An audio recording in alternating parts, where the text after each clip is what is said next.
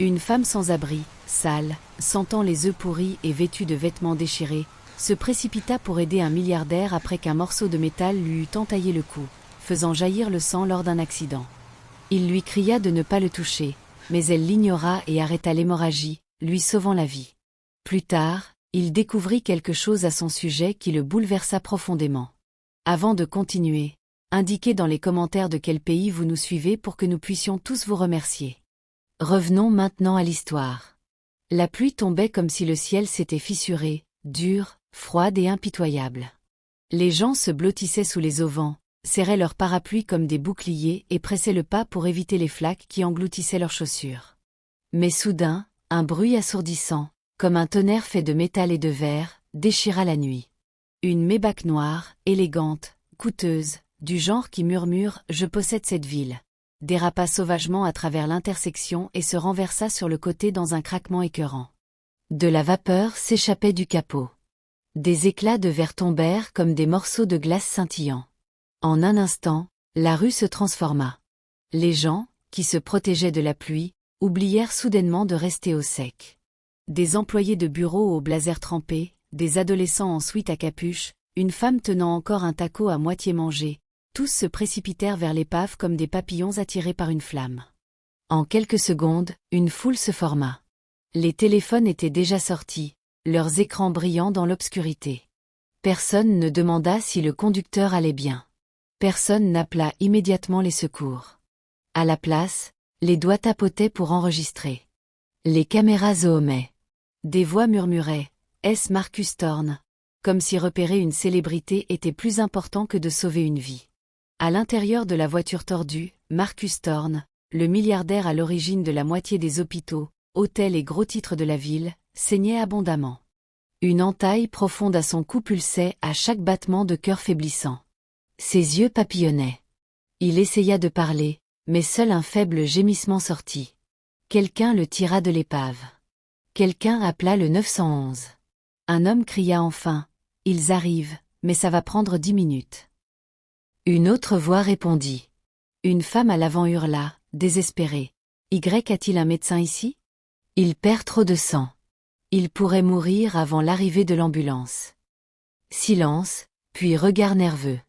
Les gens reculèrent comme si s'avancer risquait de les salir ou de les impliquer.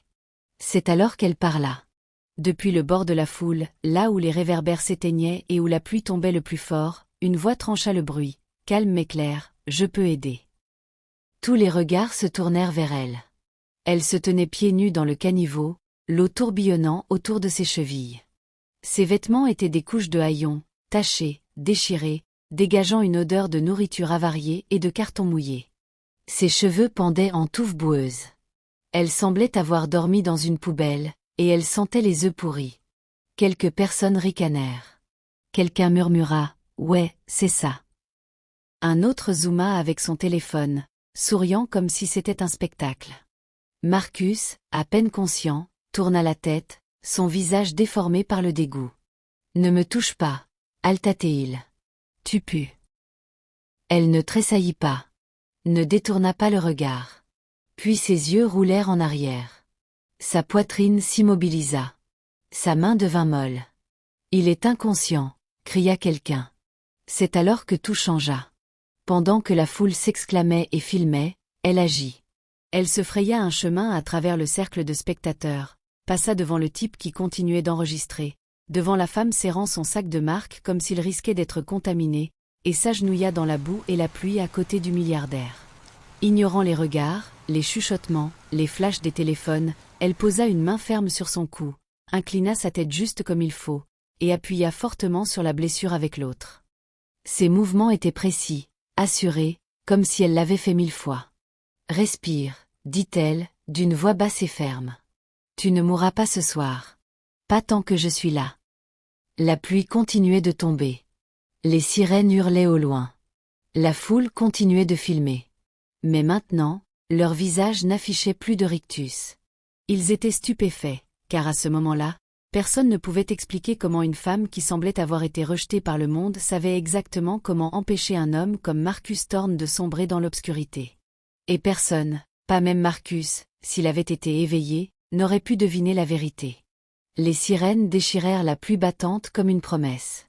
Des lumières rouges et bleues clignotaient, peignant la rue humide de pulsations urgentes.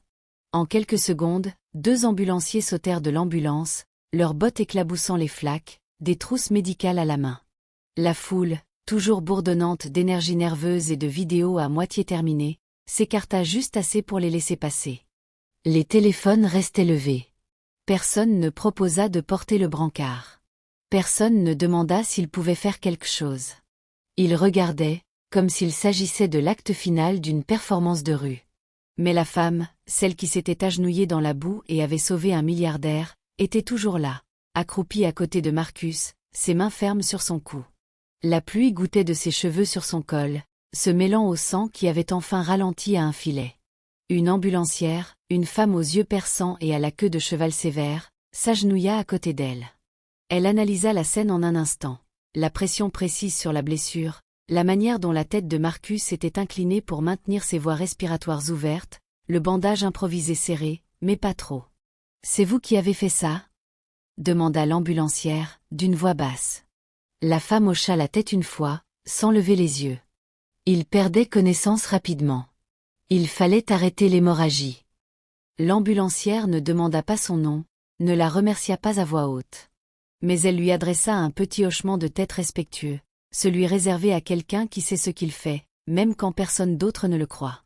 « D'accord, » dit l'ambulancière. « Je prends le relais maintenant. » Ce n'est qu'alors que la femme retira lentement ses mains. Ses doigts étaient raides, tachés de sang et de pluie. Elle les essuya sur son manteau déchiré, se leva sur des jambes tremblantes et recula sans un mot. Alors que les ambulanciers soulevaient Marcus sur le brancard et le transportaient dans l'ambulance, la foule commença à se disperser. Les parapluies s'ouvrirent à nouveau.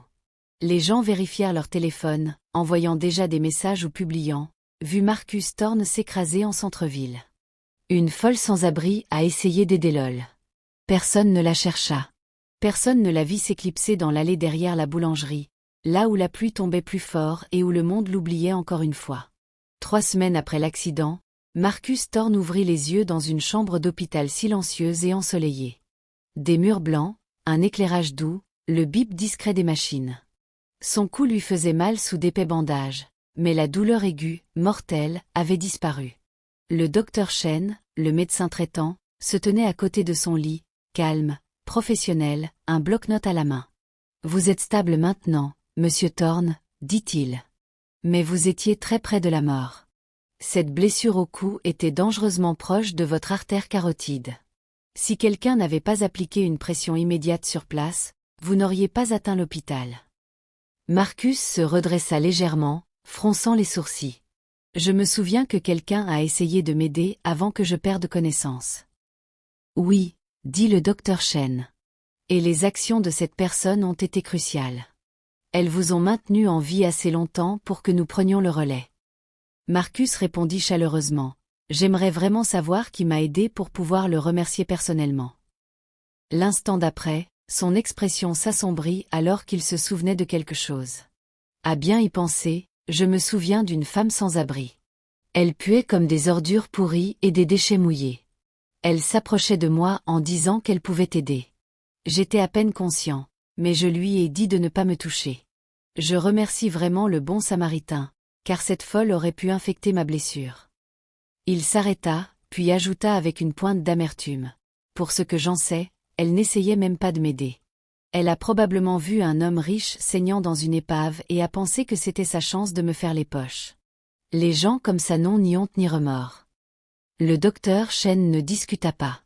Il se contenta de regarder Marcus avec une légère déception.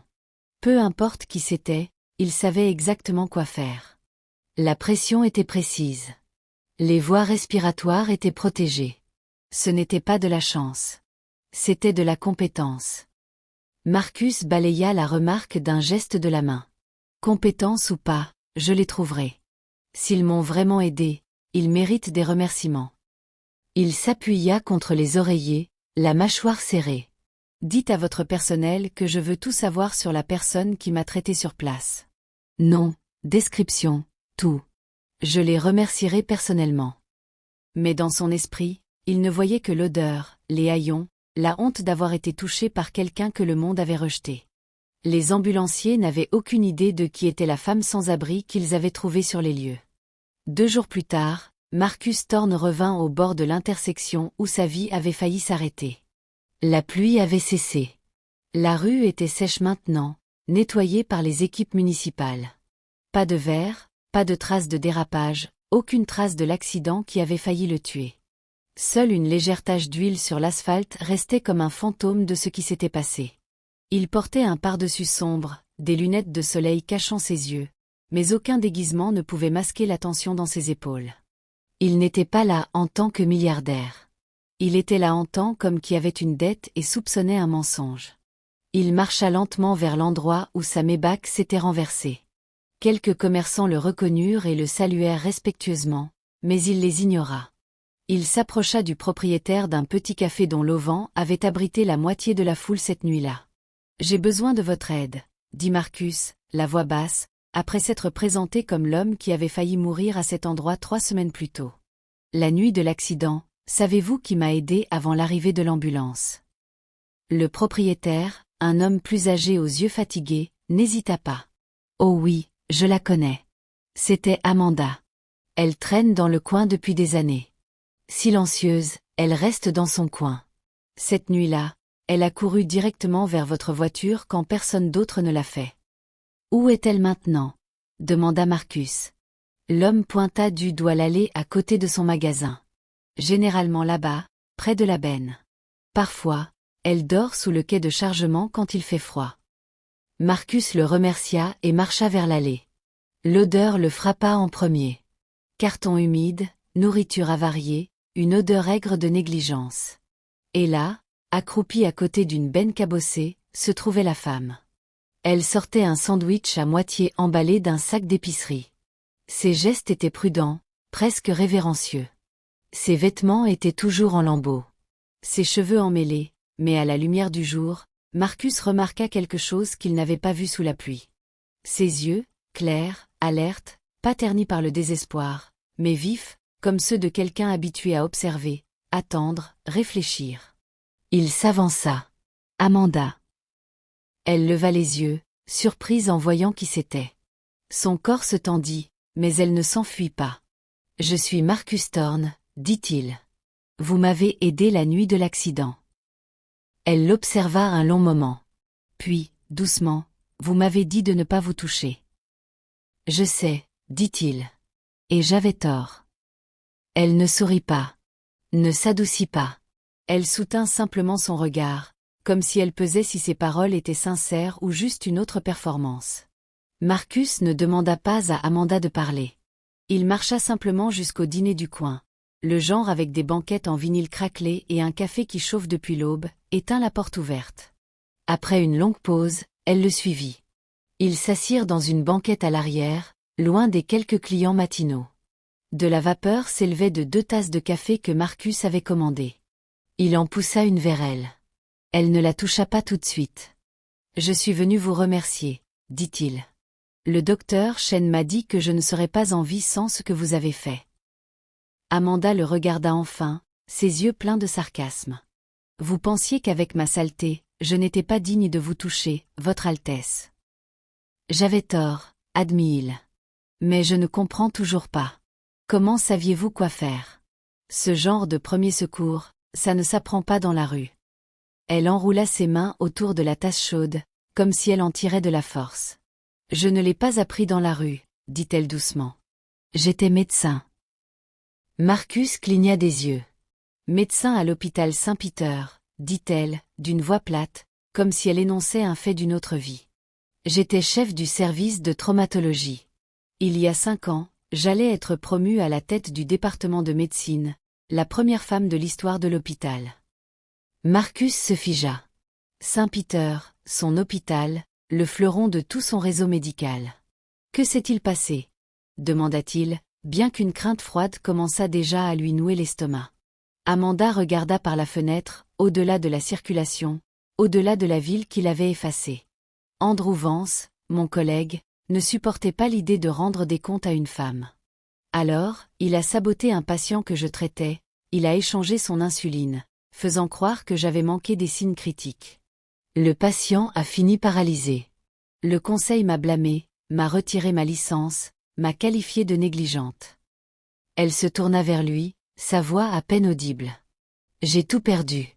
Ma maison, ma carrière, mon nom. Personne ne voulait m'embaucher. Personne ne me croyait. Alors, j'ai fini ici. Marcus resta assis, abasourdi. Et puis tout lui revint comme un raz-de-marée. Il y a 5 ans, la réunion du conseil. Le mémo urgent sur son bureau. Risque pour la réputation. L'affaire du docteur Reyes. Le nom d'Andrew Vance au bas du rapport, étiqueté enquêteur principal. La lettre de licenciement présignée, préapprouvée, attendant sa signature avant un gala de charité à Monaco. Il avait survolé le résumé, vu les mots « négligence grave »,« préjudice permanent »,« exposition médiatique ». Il avait signé sans lire le dossier complet, sans demander une enquête indépendante, sans même consulter les dossiers du patient. Il l'avait licencié pour protéger l'image de l'hôpital. Son image. Sans jamais se demander si elle était coupable. Maintenant, assis en face d'elle dans un dîner miteux, il réalisa qu'il ne l'avait pas seulement méjugée cette nuit sous la pluie. Il avait contribué à l'enterrer bien avant qu'elle ne touche son cou ensanglanté. Et puis, ses pensées se tournèrent vers le docteur Andrew Vance, le chirurgien éloquent qu'il avait promu après le licenciement d'Amanda Reyes, qui dirigeait maintenant Saint-Peter, et Marcus lui-même avait approuvé son licenciement sans jamais enquêter sur l'affaire. « Vous étiez innocente, dit-il lentement. « Complètement, répondit-elle. Mais qui se serait soucié d'écouter ? Les mots restèrent suspendus dans l'air comme de la fumée, épais, amers, impossible à ignorer.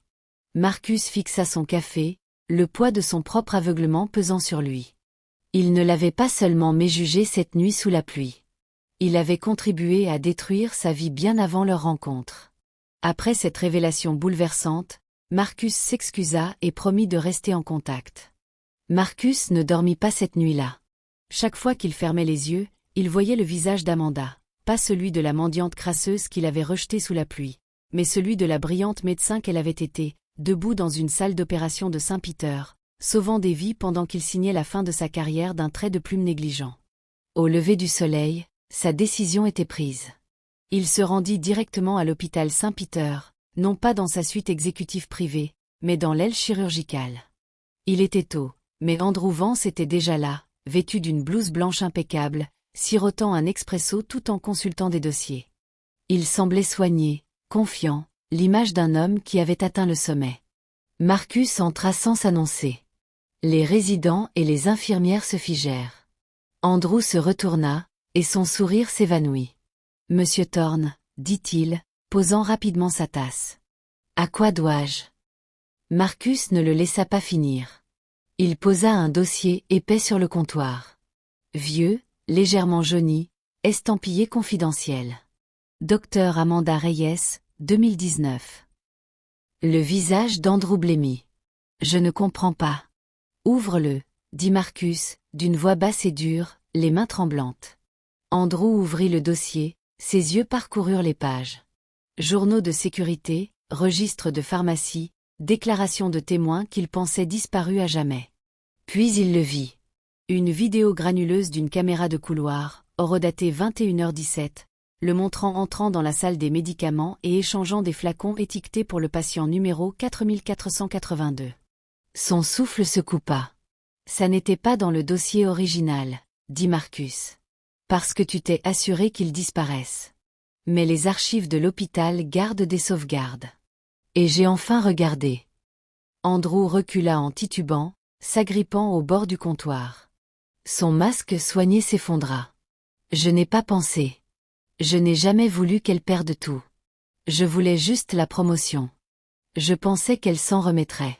Elle était brillante. Tout le monde l'aimait. »« Tout le monde sauf toi, » dit Marcus froidement. Les larmes montèrent aux yeux d'Andrew, sa voix se brisa. « J'ai fait des cauchemars pendant 5 ans. Je vois ce patient en fauteuil roulant. Je vois son visage, la manière dont elle regardait à l'audience, comme si elle ne pouvait pas croire que nous l'avions tous trahi. » Il s'effondra à genoux, sanglotant. « Je suis tellement désolé. J'étais jaloux. J'étais faible. J'ai détruit une femme innocente, et je vis avec ça chaque jour. Il leva les yeux vers Marcus, brisé. S'il vous plaît, si vous la voyez, dites-lui que je supplie son pardon. Je ne le mérite pas, mais je supplie quand même. Marcus le surplomba, silencieux. Il ne ressentait aucune satisfaction, seulement une honte profonde et lourde, car la culpabilité d'Andrew était réelle, mais la sienne aussi. Et la femme qui méritait justice mangeait encore dans l'ébène pendant que des hommes comme eux jouaient à Dieu avec des vies. Marcus retrouva Amanda l'après-midi suivant, non pas dans une allée, mais assise sur un banc dans un petit parc municipal, nourrissant des miettes à un moineau. Elle semblait fatiguée, mais calme. Le genre de calme qui ne vient pas du confort, mais du fait de n'avoir plus rien à perdre. Il s'assit à côté d'elle, pas trop près. « J'ai parlé à Andrew Vance, dit-il. » Elle ne le regarda pas, gardant les yeux sur l'oiseau. Il s'est effondré, a tout avoué, m'a montré la vidéo. Il démissionne. Il veut s'excuser auprès de vous. Amanda resta silencieuse longtemps. Puis elle dit, « Est-ce que ça me rend ma licence? Ma maison? Les 5 années passées à me demander si j'avais imaginé ma propre compétence? » Non, dit Marcus honnêtement. Mais ça peut commencer à réparer ce qui a été brisé. Il sortit une enveloppe de son manteau. Le conseil médical a accepté de rouvrir votre dossier. Avec les nouvelles preuves, ils rétabliront votre licence immédiatement. Complètement, sans mention de négligence. Elle le regarda enfin, scrutant son visage. « Pourquoi faites-vous ça? »« Parce que je vous dois ma vie, dit-il. Et parce que j'ai contribué à vous enlever la vôtre sans même le savoir. » Il marqua une pause, puis ajouta, « Je veux aussi vous offrir votre ancien poste. Chef du département de médecine à Saint-Peter, avec toute l'autorité. Andrew est parti. Le conseil vous soutiendra. » Amanda baissa les yeux sur l'enveloppe comme si elle risquait de la brûler. Puis elle secoua lentement la tête. « Je ne veux pas retourner à Saint-Peter, dit-elle.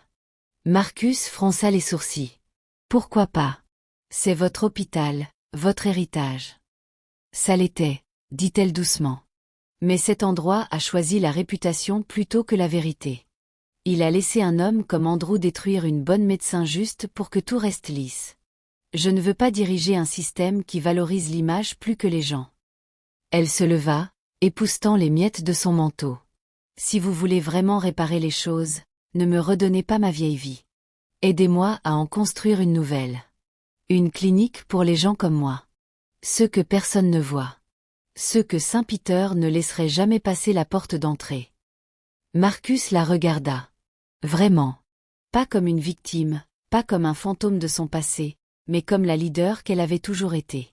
Il hocha la tête. Alors c'est ce que nous ferons. Et pour la première fois depuis des années, Amanda s'autorisa à espérer, pas pour elle-même, mais pour tous les autres encore sous la pluie. 1 an plus tard, par une lumineuse matinée de printemps, les portes du centre de soins communautaires Reyes s'ouvrirent pour la première fois. Ce n'était pas grandiose. Pas de sol en marbre ni de lustre, juste un entrepôt reconverti à la périphérie du plus vieux quartier de la ville, peint en jaune chaleureux et bleu doux, avec de grandes fenêtres laissant entrer beaucoup de lumière. À l'intérieur, il y avait des salles d'examen, une petite pharmacie, une cuisine servant des repas chauds, et une salle d'attente calme avec des livres, des jouets et des chaises propres. Personne n'était refusé. Pas d'assurance requise, pas de jugement porté. Amanda se tenait à l'entrée, portant une blouse blanche simple, sans titre, sans logo, juste son nom brodé soigneusement sur la poche, Dr Reyes. Ses cheveux étaient propres et attachés en arrière. Ses chaussures étaient neuves mais modestes. Elle ressemblait à nouveau à elle-même. Pas la femme d'ébène, pas le fantôme de Saint-Peter, mais quelqu'un de complet. Marcus se tenait quelques pas derrière elle, non pas en tant que milliardaire, mais en tant que partenaire. Il avait financé le centre, oui, mais Amanda avait conçu chaque détail. L'agencement, les embauches du personnel, la politique selon laquelle chaque patient, quelle que soit son histoire, serait accueilli par son nom. Alors que les premiers visiteurs arrivaient, certains hésitants, certains épuisés, tous portant des blessures invisibles, Amanda alla à leur rencontre. Un homme âgé avec une toux qu'il avait ignorée pendant des mois. Une jeune mère avec un enfant fiévreux dans ses bras. Un adolescent avec des jointures meurtries et des yeux creux. Elle ne se précipita pas. Elle écouta. Elle toucha leurs épaules doucement. Elle les regarda dans les yeux. Et puis, alors que le soleil matinal réchauffait le trottoir, une silhouette familière apparut au bord de la foule. Un homme en vêtements usés, tenant un gobelet en papier, les yeux fuyants. Il semblait ne pas avoir mangé depuis des jours. Amanda le vit. Sans hésiter, elle s'approcha. Il tressaillit, s'attendant à être chassé, mais elle sourit doucement et dit « Entrez. Nous vous attendions. » C'était la même gentillesse qu'elle avait montrée à Marcus sous la pluie. Seulement, maintenant, elle pouvait la donner librement, sans crainte d'être appelée sale, sans être moquée, car cet endroit n'était pas une question de statut, de costume ou de qui sentait assez propre pour mériter de l'aide. C'était une vérité simple. Tout le monde saigne de la même manière, et tout le monde mérite d'être vu. Et alors qu'Amanda guidait l'homme à l'intérieur, Marcus observait depuis le pas de la porte, non pas comme un sauveur, mais comme un témoin de la femme qu'il avait sauvée 2 fois. Une fois de la mort, et une fois de son propre aveuglement.